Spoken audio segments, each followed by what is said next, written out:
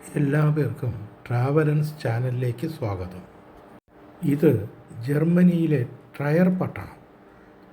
ആധുനിക ലോക ചരിത്രത്തിൽ വിപ്ലവ സൂര്യനായി ജ്വലിച്ച കാറൽ മാർക്സിൻ്റെ ജന്മം കൊണ്ട് പ്രസിദ്ധമായ പ്രദേശം. ജർമ്മനിയുടെ പടിഞ്ഞാറുള്ള ബെൽജിയം, ലക്സംബർഗ് രാജ്യങ്ങളോട് അതിർത്തി പങ്കിടുന്ന റൈൻലാൻഡ് സംസ്ഥാനത്തിലെ ഒരു നഗരമാണ് ഈ ട്രയർ.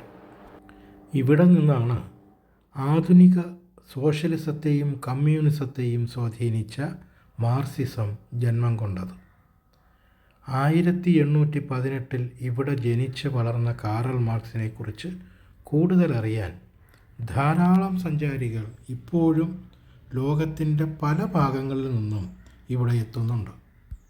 1727 2 നിലകളായി നിർമ്മിച്ച ഈ കെട്ടിടത്തിലാണ് 1818 മെയ് 5 കാറൽ മാർക്സ് ജനിക്കുന്നത്.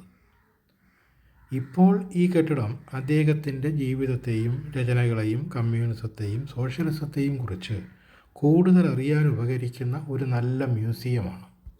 വിവിധ സർവകലാശാലകളിൽ നിന്നും തത്വചിന്തയും രാഷ്ട്രീയ സിദ്ധാന്തങ്ങളും സാമ്പത്തിക ശാസ്ത്രവും പഠിച്ചു വളർന്ന കാറൽ മാർക്സ് മുതലാളിത്തത്തിനെതിരെ തിരിഞ്ഞ നാൾ മുതൽ പല രാജ്യങ്ങളിലും അഭയാർത്ഥിയായി കഴിഞ്ഞിട്ടുള്ളതെല്ലാം ഇവിടെ വിശദമായി പ്രദർശിപ്പിച്ചിരിക്കുന്നു. 1848 ഫ്രെഡറിക് ഏംഗൽസിനൊപ്പം ചേർന്ന് എഴുതി പ്രസിദ്ധീകരിച്ച കമ്മ്യൂണിസ്റ്റ് മാനിഫെസ്റ്റോ മുതൽ 1867 ആരംഭിച്ച് മരണം വരെ തുടർന്ന ദാസ് ക്യാപിറ്റലിൻ്റെ 3 വാല്യങ്ങളുടെയും രചനാമുഹൂർത്തങ്ങൾ അടക്കം അദ്ദേഹത്തിൻ്റെ സംഭാവനകൾ സന്ദർശകരെ ബോധ്യമാക്കാനുള്ള എല്ലാ സംവിധാനങ്ങളും കുറ്റമറ്റ രീതിയിൽ ഇവിടെ ക്രമീകരിച്ചിരിക്കുന്നു.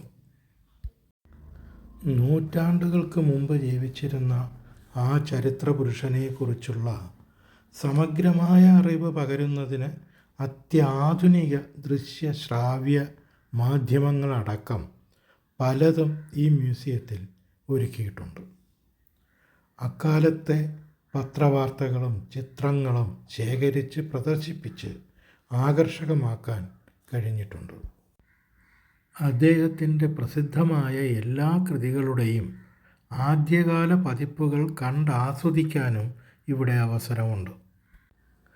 ജർമ്മനിയിൽ നിന്നും നാടുകടത്തപ്പെട്ട് പല രാജ്യങ്ങളിലും അഭയാർത്ഥിയായി കഴിഞ്ഞ് അവസാനം ഇംഗ്ലണ്ടിൽ അവസാനിച്ച അദ്ദേഹത്തിൻ്റെ ജീവചരിത്രം ഹൃദയസ്പർശിയായി ചിത്രങ്ങളിലൂടെയും വാർത്താക്കുറിപ്പുകളിലൂടെയും ശില്പങ്ങളിലൂടെയും ചരിത്രാവശിഷ്ടങ്ങളിലൂടെയും സന്ദർശകരിലെത്തിക്കാൻ ഇവിടെ ശ്രദ്ധിച്ചിരിക്കുന്നു. 1883 മാർച്ച് 14 ലണ്ടനിൽ വച്ച് രാജ്യമില്ലാത്തവനായി മരിച്ച കാറൽ മാർക്സ് ജനിച്ച ഈ വീട് 1904 വരെ ആരാലും ശ്രദ്ധിക്കപ്പെട്ടിരുന്നില്ല.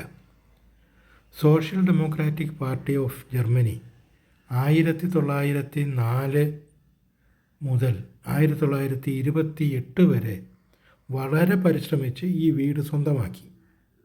എന്നാൽ 1933 ഹിറ്റ്ലറുടെ നാസി പാർട്ടി ഈ കെട്ടിടം കണ്ടുകെട്ടി അവരുടെ അച്ചടിശാലയാക്കി മാറ്റി. രണ്ടാം ലോകമഹായുദ്ധത്തിന് ശേഷം 1947 മുതൽ വീണ്ടും സോഷ്യലിസ്റ്റ് ഡെമോക്രാറ്റിക് പാർട്ടിയുമായി ബന്ധമുള്ള ഒരു പാർട്ടി ഫൗണ്ടേഷൻ ഏറ്റെടുത്ത് ഈ കെട്ടിടം സംരക്ഷിച്ചു പോരുന്നു. അവർ ലോകത്തിൻ്റെ പല ഭാഗത്തു നിന്നും കാറൽ മാർക്സിൻ്റെ ജീവിതവുമായി ബന്ധപ്പെട്ട വസ്തുക്കളെല്ലാം ശേഖരിച്ച് ഈ മ്യൂസിയത്തെ പരിപാലിക്കുന്നു. അതിലേറ്റവും ശ്രദ്ധേയം അദ്ദേഹം അവസാന നിമിഷങ്ങൾ ചെലവഴിച്ച ആ കസേര ലണ്ടനിൽ നിന്നും കൊണ്ടുവന്ന് ഇവിടെ ഒരു അമൂല്യ ശേഖരമായി സൂക്ഷിക്കുന്നു. ആ യുഗപുരുഷനെക്കുറിച്ച് കൂടുതൽ അറിയാൻ ഉപകരിക്കുന്ന ഒരു കേന്ദ്രമാണ് ഇവിടം. കൂടുതൽ കാഴ്ചാനുഭവങ്ങൾക്കായി ട്രാവലൻസ് ചാനൽ സബ്സ്ക്രൈബ് ചെയ്യുക.